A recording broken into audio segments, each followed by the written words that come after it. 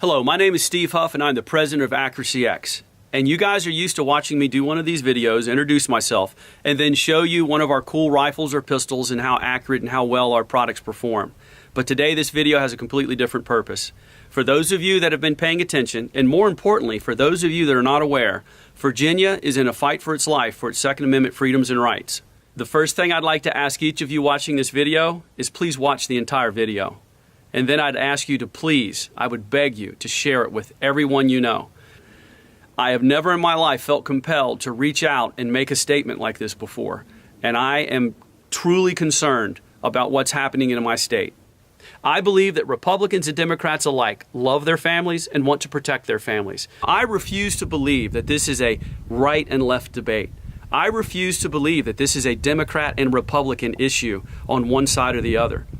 These newly proposed anti-Second Amendment and anti-gun laws that are being pushed through in Virginia will do nothing to keep our communities safer.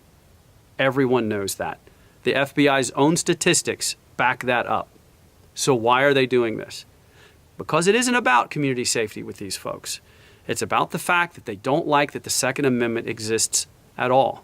Obviously, everyone hates to see when there's violence in our communities.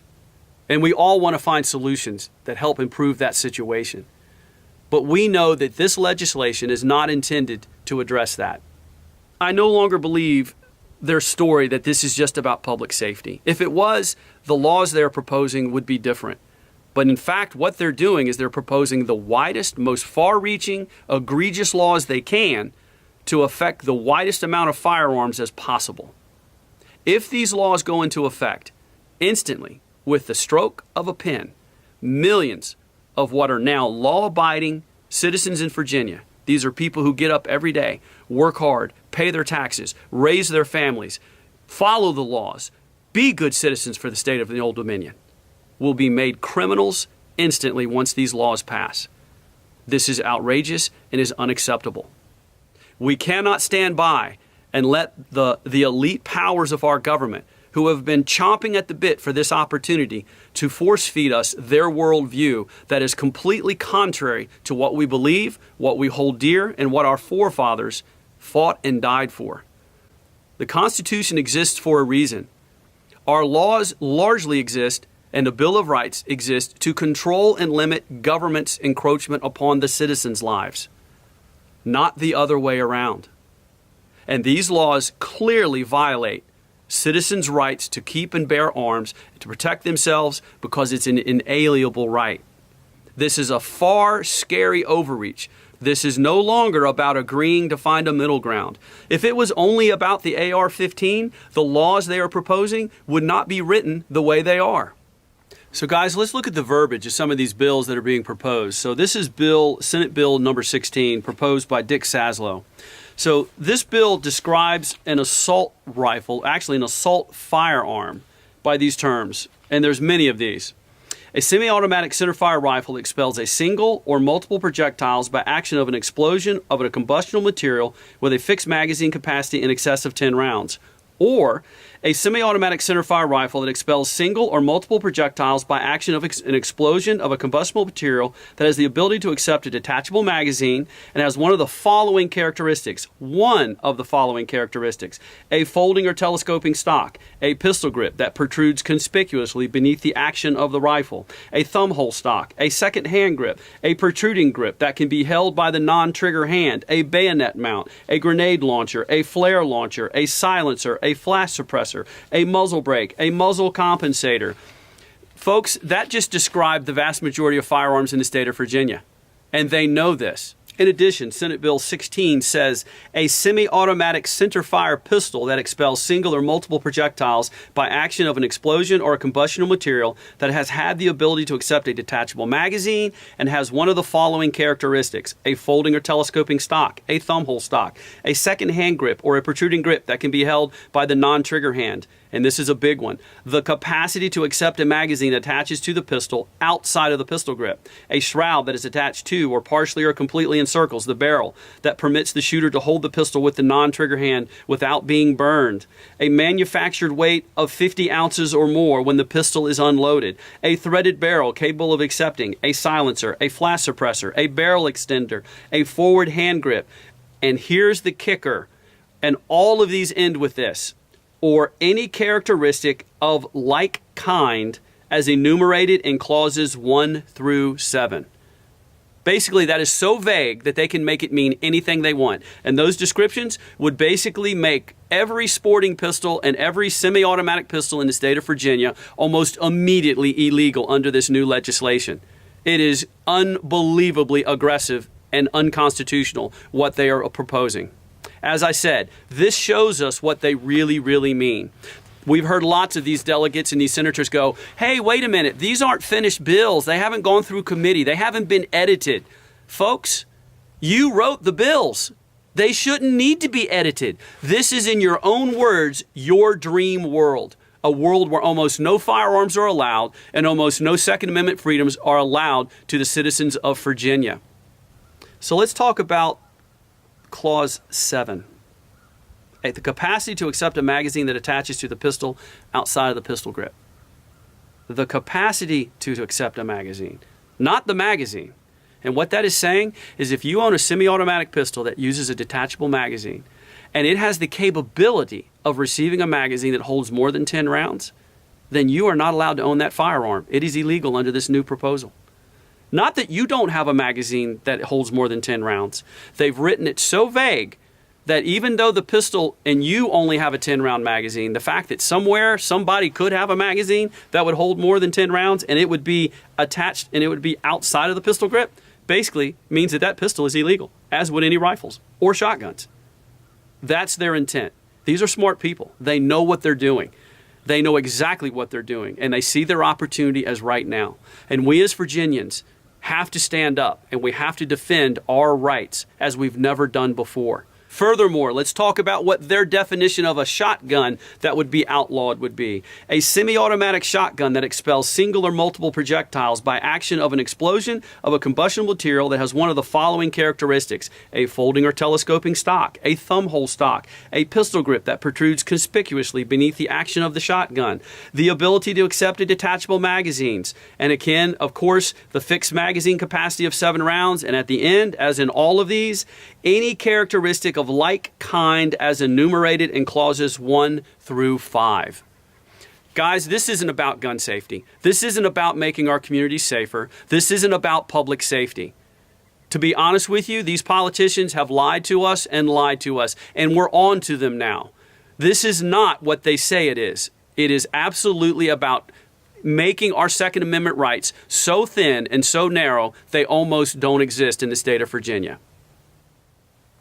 Let's talk about Senate Bill number 64, and this was submitted by Senator Lucy Lucas. This bill goes beyond firearms. It goes to the matter of intent. It says, number 1, teaches or demonstrates to any other person the use of the application or making of any firearm, explosive, or incendiary device or technique capable of causing injury or death to persons, knowing or having reason to know or intending that such training will be employed for the use or in the furtherance of civil disorder. So now the government is going to figure out what people intend and tell them what they can and cannot do. This is reckless language. And this would basically outlaw anyone from technically being able to take their daughter or their son and teach them how to go hunting, because they could interpret it, they being the government, that ultimately there might be an intent that those skills could be used for further civil disorder. It's outrageous what they are proposing. So Governor Northam says this: if we have constitutional laws on the books and law enforcement officers are not enforcing those laws on the books, then there are going to be some consequences. And that's why they've submitted or updated House Bill 67. Let's talk about House Bill number 67, submitted by Delegate Lee Carter. In this, they're already anticipating the fact that they are going to have to enforce these laws if they get them passed. That means they're going to have to charge employees of the state, law enforcement employees of the state, to go out and enforce these anti-Second Amendment, unconstitutional laws upon the citizens of the state of Virginia by force. I know a lot of law enforcement guys. I train a lot of law enforcement guys. And I can tell you that they're not happy about this. They are just as upset about this as you and I as private citizens are in the state of Virginia.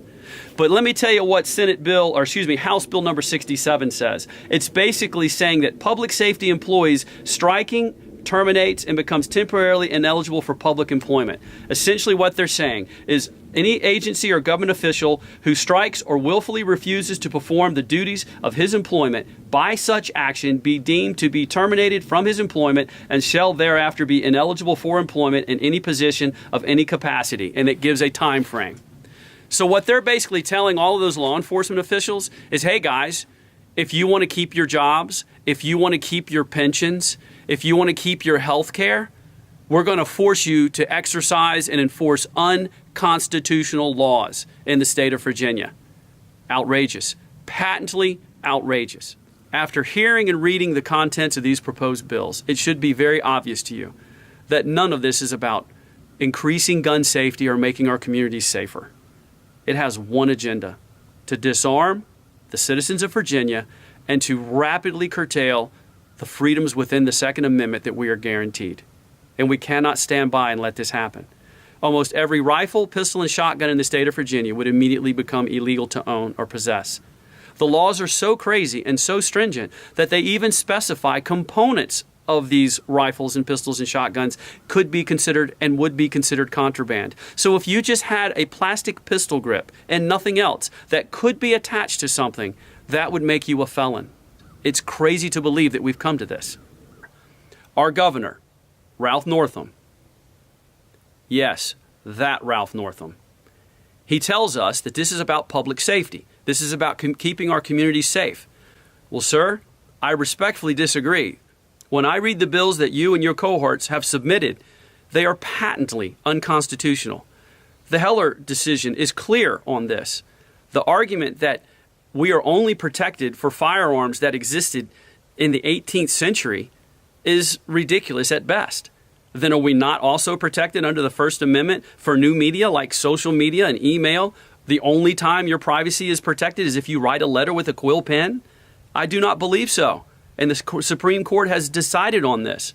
You guys know that you're passing unconstitutional laws, or you're trying to, and you've woken us up. We understand politics. We understand different points of view.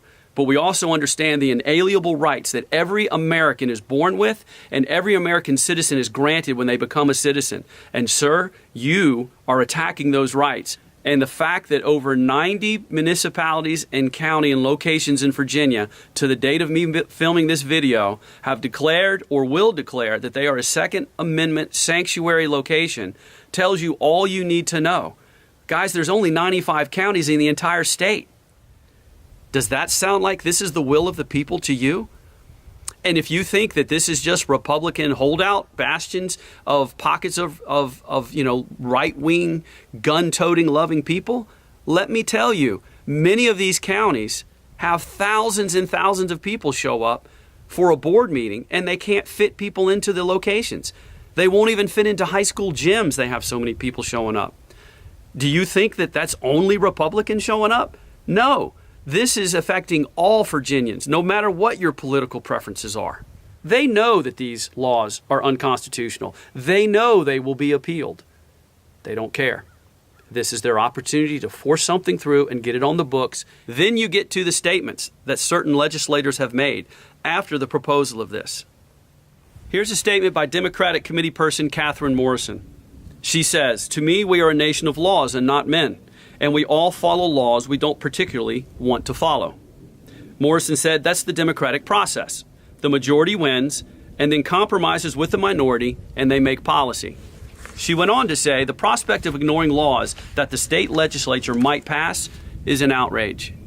Well, ma'am, I respectfully say the true outrage is for a small minority of people in charge trying to make unconstitutional law in the state of Virginia and expecting us to have to be forced to obey those unconstitutional laws. Representative Jerry Conley said this about law enforcement that have said that they would not want to enforce unconstitutional, illegal laws upon their own citizens. He said, "I would hope they would either resign in good conscience because they cannot uphold the law which they are sworn to uphold." Well, guess what, sir? The highest law in the land is the Constitution. And what you are trying to propose is contrary to everything that has been settled law on this. Let's talk about what Attorney General Mark Herring said. And I quote, So when Virginia passes these gun safety laws, that they will be followed, they will be enforced. Now let's keep in mind, that is not vague language. What they're saying is if these laws are passed, it is their intent to force people in Virginia to oblige by these unconstitutional laws. Chilling. Virginia Representative Donald McEachin even suggested that the governor should and could and would use the Virginia National Guard upon its own citizens to enforce these laws. Now, guys, what do you think that means? Do you think the Virginia National Guard is going to be mobilized and they're going to come to your house and then give you a verbal reprimand if you choose not to obey these unconstitutional laws? Sir, this is the very reason the Second Amendment was included in our founding fathers' documents. The British tried to do the very same thing. And that is why we have the right to keep and to bear arms. Guys, you're not going to convince me that this is a right or left issue or that it's a Republican or Democrat issue. To me, it is a Virginian issue. I know that Democrats and Republicans alike like to hunt and they enjoy the shooting sports and competition shooting. This is not an issue that is based on political affiliation. This is not us against them. It's Virginians against laws and legislation that are clearly unconstitutional and that we will not stand by for this. It's ironic that the state motto for Virginia that's across our state seal and emblazoned on our state flag is Sic Semper Tyrannis, thus always to tyrants. We've forgotten why that motto was put on the state flag.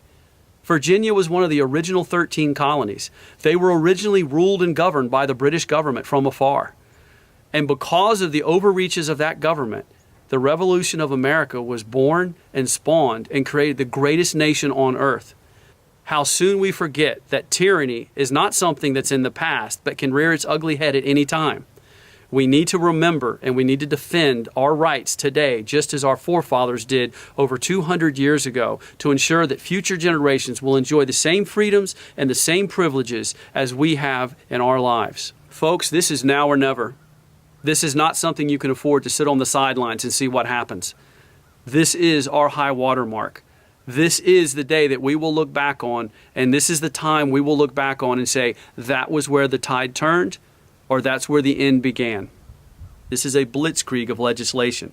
They've been waiting for this opportunity for years. They have a narrow window, and they're going to do everything they can to maximize it.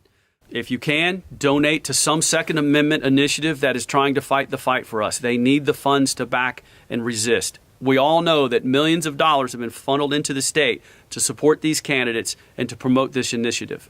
This is the fight we have to fight. If you stay quiet, we will lose. On January 20th, Lobbying Day in Richmond, I encourage everyone, no matter what you're doing, stop what you're doing, make plans, and show up and show your support for the Second Amendment rights of Virginia citizens. And this isn't just a Virginia issue. I think we all understand what's at stake here. If they're able to force this down on Virginia, the next states will follow, and they will not stop. They've shown us who they finally are. We understand that this isn't about middle ground. This isn't about trying to find common sense solutions. This is about control. There's been talk about a grandfather clause now. They've already started to backpedal a little bit.